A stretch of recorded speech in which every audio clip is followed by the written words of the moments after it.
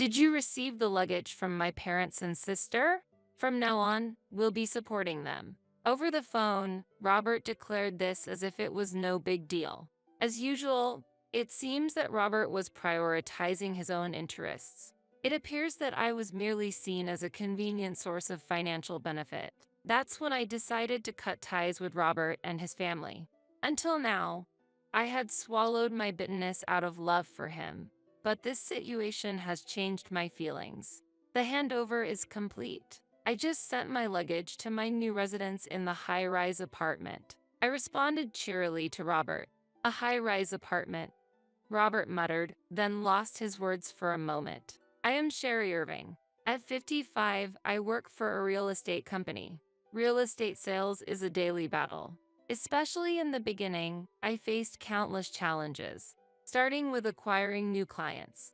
Being in a regional branch, I had to find new clients interested in stocks. Despite visiting many homes, I often faced rejection. Sometimes, I was met with harsh words, leading to disappointment. But by persistently continuing my sales efforts, I gradually increased my clientele. Currently, I live with my husband, Robert. We met in college and later on got married. Of course, Robert was the one who proposed. Our only son, Max, is now an adult and employed. Due to his job, he currently lives a few hours away by train, which makes me feel a bit lonely. However, when he has long vacations, he comes home, and I eagerly await those times. My in-laws live relatively close, so it's a short distance from our place. There, my in-laws and my sister-in-law, a total of 3 people reside. My sister-in-law, 5 years my senior, is an avid Idol fan. She travels for concerts from New York in the east to LA in the west. She stays at home to secure funds for this purpose. Due to her strong attachment to idols, she has no intention of marrying. Their home, a 40-year-old 2-room rental apartment, shows signs of aging everywhere.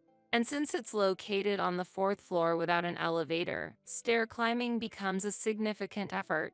However, Robert often says, "I'm going to visit my parents," suggesting he has a good relationship with my in-laws. I've lost my parents and don't have the opportunity to do so, so I don't oppose his visits. My relationship with my in-laws is a separate matter. They are still healthy, and my sister-in-law is there, so I wasn't particularly worried. That's when I, optimistically unprepared, faced an unexpected situation. As soon as Robert returned home, he approached me, seemingly eager to say something. It seems the apartment where my parents live is going to be demolished. They've been asked to vacate. I was surprised by this sudden news. So sudden? What will we do now? I asked urgently, but Robert calmly replied, "Well, it'll work out somehow. There are 3 adults after all. But can you hurry up with dinner?" With that, Robert went to his room to change. I was flustered. If my in-laws turned to us for help, it would be a big problem. They have always been cold towards me. This was clear from the first time we met 30 years ago, when Robert and I started dating and visited his parents' home. "Nice to meet you. I look forward to getting to know you." I greeted them with a smile under the watchful eyes of my in-laws. But his parents and sister just stared at me. I was confused about how to respond. In the midst of this, my mother-in-law sighed heavily and said, "I heard Robert had a girlfriend, but she's nothing like I imagined. She has no charm and looks poor." What? I couldn't hide my confusion at my mother-in-law's sudden remark. Unable to counter, my sister-in-law joined in. "She really looks plain and poor. Not quite right to be Robert's wife." Exactly. I looked to Robert for support, but my hopes were quickly dashed. "I've dated glamorous beauties before, but I think someone like her will meet my needs better." Robert said this with a smile. "Really, Sherry, you don't seem popular, right? It looks like you'd do anything Robert asks, so he won't leave you." My sister-in-law nodded and responded, "I should have ended things with Robert then. But back then, I was deeply in love with him and couldn't see the reality before my eyes. I misunderstood Robert's terrible behavior as an attempt to make his family accept me. As a result, we got married, and that's when our troubles began. After a while, my mother-in-law started giving orders. "Hey, the microwave is acting up.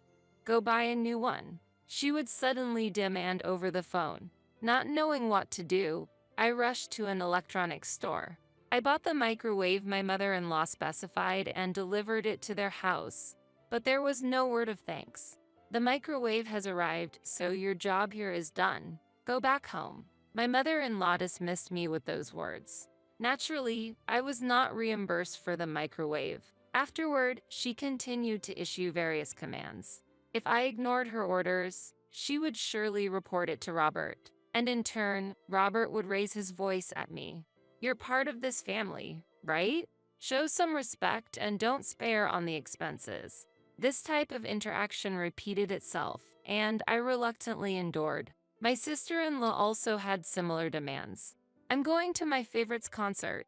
Book a train for me," she would suddenly call.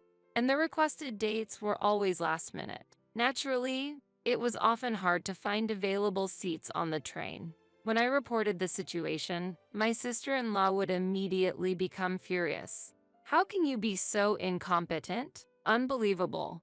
I'll have to go the day before the concert then, but find a hotel. Since it's your fault this time, you're paying." She would dump her dissatisfaction on me and hang up unilaterally. Eventually, I had to pay for my sister-in-law's travel and accommodation expenses from my salary.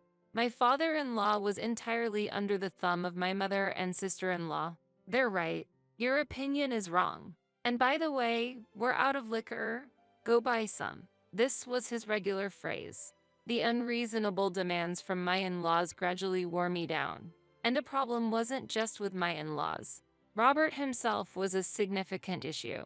One Monday night, when I returned home, Robert was sitting on the sofa in the living room. The room was dim and no lights were on. Feeling something was off, I asked Robert, "What happened?" Without making eye contact, he replied, "I quit my job today. I got into an argument with my boss and submitted my resignation." "Really?" From what I heard, the resignation was accepted on the spot. Normally, at least a 1-month notice period was required for resignation. However, it seems that Robert's resignation was accepted immediately. Even after hearing this, my doubts didn't clear. "What are you planning to do now? How will we manage the living expenses? Do you have any prospects for a new job?" I bombarded him with questions. Then Robert answered indifferently, "I'll start looking for a job tomorrow. For the time being, can you support us financially?" I tried to counter his illogical statement, but Robert glared at me and snapped, "By marrying me, you were freed from your lonely single life. Can't you be useful at times like this?" Robert was sitting in front of the TV, looking displeased. When he gets like this, he never accepts anyone else's opinion. Sometimes he even lashes out at objects. There was a time he damaged the refrigerator. It's very inconvenient when things get broken. Reluctantly, I had no choice but to reply, "Okay." Since then, Robert has yet to find re-employment. He occasionally leaves the house, but it's unclear if he's actually job hunting. And since Robert stopped contributing financially, I've been forced to economize, including cutting back on food expenses. Despite this, Robert has a big appetite and claims to be a gourmet. When I serve affordable meals, he complains and consumes everything, including my portion. "Are you treating me like this because I have no income? Serve dishes with more meat. Don't you feel sorry for me having such a stingy wife?" Though I wanted to argue back, I couldn't speak up because I still had feelings for Robert. "I'm sorry," I apologized, while feeling utterly exhausted inside. On that day, the doorbell rang, and I stepped outside. Yes, 2 men, ready to bring in packages, stood before me. "This is the residence of Mr. Irving, right? We have some packages to deliver here." They informed me and started to bring the packages into the house.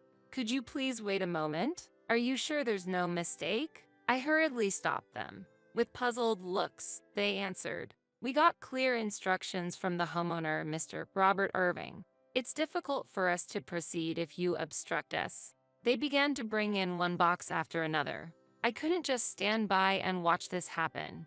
I immediately called Robert. Fortunately, he answered the phone right away. Robert, movers are bringing in loads of boxes right now. What's all this stuff? Robert's response was unexpected. Did you receive the luggage from my parents and sister? From now on, we'll be supporting them. Over the phone, Robert declared this as if it was no big deal. What do you mean by that? They're being kicked out of their apartment. We have space here, so I suggested they move in with us. Plus, I'll get a share of Dad's pension, so it'll be like pocket money for me. As usual, it seems that Robert was prioritizing his own interests. The fact that he regarded the money received as mere pocket money was astonishing. Living with my in-laws will undoubtedly add further strain to our finances. Yet, there was no sign that Robert intended to contribute to this household. It appears that I was merely seen as a convenient source of financial benefit. That's when I decided to cut ties with Robert and his family. Until now, I had swallowed my bitterness out of love for him, but this situation has changed my feelings. At the moment I solidified my decision, Robert continued. So, how long will it take to unpack? He asked as if it were nothing out of the ordinary. How? I couldn't hide my surprise, but Robert seemed oblivious. He continued as if it were a matter of course. It's about the unpacking. Mom and Sis are getting old, so they can't handle the hard work, right? You'll take care of the unpacking while we stay at a hotel. I felt anger at Robert's suggestion that I handle all my in-laws' belongings alone. He should regret this. After some thought, I replied, I think it will take about a week. Robert's voice suddenly revealed his dissatisfaction. A week? Isn't that clearly too much time? You're really inefficient. I'll convince Mom and the others, so make sure everything is sorted within a week. I'll send the transfer form for the moving expenses later. Don't forget to receive it. With that, he ended the call. His attitude in asking for favors was truly infuriating. I'll make him realize soon, I muttered quietly, and after a week passed, I received a call from Robert. Is all the unpacking done? Mom and the others will be back soon. Do you have the payment slip for the moving expenses? Robert was talking cheerily for some reason. I could hear the voices of my in-laws in the background. Now we have a handy house helper nearby. You'll follow our instructions, right? There's no salary, but we're family, so that's fine. Mom, I think that's a bit direct. But she's not really family, so being a house helper might be just right for her. My sister-in-law said, laughing. Because she's a fake family member. My father-in-law agreed. These people were not my family. They were just strangers from the start. So I responded with a smile. The handover is complete. I just sent my luggage to my new residence in the high-rise apartment. I responded cheerily to Robert. A high-rise apartment. Robert muttered, then lost his words for a moment. In fact, right after I got the call from Robert a week ago, I took action immediately. First, I explained everything to Max. Max was quite furious and decided to stand by me. And there was something Robert didn't know. I had actually bought a room in a high-rise apartment for investment purposes. The real estate company I work for deals with investment apartments for high-income earners. In my second year of working, I took out a long-term mortgage and acquired a room in a high-rise apartment. The room has one bedroom and is not very spacious, and since it was on the third floor, it was relatively affordable in that building. Still, purchasing the apartment was a major decision. I am proud that I made a brave choice. After buying the room, I quickly put it up for rent, and until now, the rental income had been covering the mortgage repayment successfully. However, the previous tenant had just moved out, and the income had stopped. So, I decided it was the perfect opportunity to move. After I calmly explained the situation, Robert asked a question. Why will you be the only one living in a high-rise apartment? That's unfair. What's going to happen to the place we used to live? Urgency laced Robert's voice. I knew why he was anxious. After all, the place we lived in together was a rental, and unemployed Robert had no means to pay the rent. Moreover, my in-laws were living on their pensions. Compared to a rental apartment, the rent for the house we used to live in was significantly higher. Plus, my sister-in-law spent all her earnings on chasing idols and probably had little savings. I pretended to know nothing and answered, "If the whole family lives here, there shouldn't be any problem. The lease is in Robert's name, so there's no need for any changes, and there shouldn't be any issues, right? Well, you are currently jobless, but I'm sure you'll find something soon, so no worries." Despite my cheerful response, I could sense the disturbance on the other end of the phone. "Wait, this house isn't our property? The rent seems to be quite a lot. How much is it per month?" My mother-in-law was clearly anxious. "I've spent it all on idols, so I can't pay any rent." "And what do you mean Robert is jobless? How have you been managing the living expenses then? The pension I receive isn't nearly enough to pay rent for such a big place." My father-in-law was also confused. My in-laws and sister-in-law united in throwing accusations at Robert. They must have reached their breaking point. Finally, Robert exploded and yelled at me. "Why are you deciding everything on your own? Get ready because we're getting a divorce." I responded calmly, "I don't mind getting a divorce. In fact, I'm already consulting with a lawyer. You should be receiving the notification soon." I answered with a calm smile. "What?" Robert exclaimed in astonishment. "Are you really okay with that? If you divorce Robert, you'll be all alone. You'll have a lonely old age." My sister-in-law also pressed me similarly. It seems my determination got through to them. Feeling at a disadvantage, my mother-in-law said to me, "There's no need to divorce. We are one family. As long as you comply, like before, there won't be any problems." My father-in-law joined in. "Don't be stubborn, come back home." I despised how they changed their tune when their position worsened. They needed me, and without me, they would struggle to live. As these thoughts went through my mind, Robert said, "Our family is very generous. Be grateful, apologize, and come back." My in-laws and sister-in-law agreed, especially my sister-in-law, who inappropriately said, "I'll live in the high-rise apartment instead, so vacate that room quickly." I had no intention of returning, so I made it clear. I absolutely refuse. Robert and the others are just after my assets and free labor. It's impossible for me to return to such an environment. Criticism came flying from them, getting all high and mighty just because I'm silent. "Don't say whatever you want. What will happen to Max if we actually get a divorce? Won't his chances of getting married decrease if he's from a broken home?" Robert said gleefully. He loved Max. He was his beloved son. My mother-in-law also loved Max very much. "Let's live together when Max comes back. Ignore this person," she said cheerfully. My father and sister-in-law seemed happy too. I hope their expectations shatter into pieces. I've told Max everything, so he's on my side now. He looks down on you, Robert, and might not want to see you again. I spoke cheerfully. Robert, surprised, said, "I thought Max loved me," in a disappointed tone. Since Robert used to say that Max was the apple of his eye, this situation must be particularly hard to accept. My mother-in-law muttered, "Max," while seeming to tear up. My sister and father-in-law were silent, unable to say anything. At that moment, Robert suddenly remembered. "By the way, did you make sure to pay for the moving expenses?" My mother-in-law also recalled, "Yes, that's true. Why would they think that the oppressed party should pay for the moving expenses? Especially when divorce was being discussed." So I calmly replied, "I haven't paid. It was supposed to be several $1,000s, right? How do you plan to come up with such a large amount?" Robert's voice was trembling.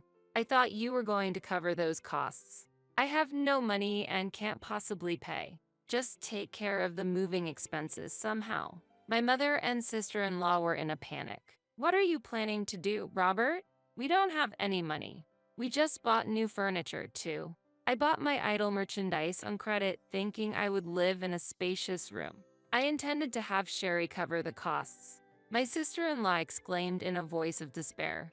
After that, Robert and my in-laws continued to shift blame onto each other. Continuing this conversation wouldn't lead to anything productive. "Please communicate through the lawyer from now on." I I stated this and ended the call. Then, I quietly blocked the numbers of Robert and my in-laws. Subsequently, Robert and I went through with the divorce, but it was a contentious process. I think Robert hoped to cancel the divorce and continue receiving financial support since he was jobless, including for the moving expenses. However, his plan fell apart when his beloved son, Max, began to look down on him. During the consultations at the law firm, Max, who stayed with me for a while, declared to Robert and the others, "My family is now only my mother. I cannot call people who cause her pain, like my father and grandparents, my family. After the divorce, I will be with my mother." Max resolutely rejected Robert and my in-laws. This confused Robert and my mother-in-law. They turned to me, saying, "Can't you persuade Max? You started the problem and involved the family. Aren't you aware of the trouble you're causing?" I declared firmly, "What are you trying to say? Should I endure like before, playing the role of a maid? You don't work and don't lift a finger at home, and you plan to let your parents and sister live with us, pressuring me? I won't return to that place." Perhaps my voice was too loud, as Robert and my in-laws were taken aback. Calmly, I continued, "My family is only Max. You and the others are now strangers. I will not be involved or support you financially anymore." Robert and my in-laws looked displeased. With my firm decision and the lawyer's persuasion, the divorce was finalized. However, Robert still contacted me through the lawyer several times afterward. "I can't find a job and might be evicted. I covered the moving expenses with a loan, but the interest is piling up. It's the end if this continues. Please, can we start over? I'll even kneel if necessary." The lawyer said that not only Robert but also my in-laws were desperately reaching out. "Please help. We need financial support. Robert doesn't work and just watches TV all day. I'm too weak to manage the housework properly. Can you at least take care of me? The rent and daily expenses are overwhelming, and it's difficult to pay." My sister-in-law also pleaded, "It's unfair that only you live comfortably in the high-rise apartment while I'm left behind. Let me live there too." Even after the divorce, they seemed to expect me to comply just because I was the ex-wife. I politely refused their requests through the lawyer. If this continues, Robert and my in-laws will only limit their own paths. I continue to live in the high-rise apartment. What has changed is the frequency of my conversations. After separating from Robert, Max and I have been talking more. In fact, Max has a girlfriend, and they plan to visit me soon. The possibility of our family growing excites me. I am filled with happiness while searching the internet for a restaurant that Max and his girlfriend would enjoy.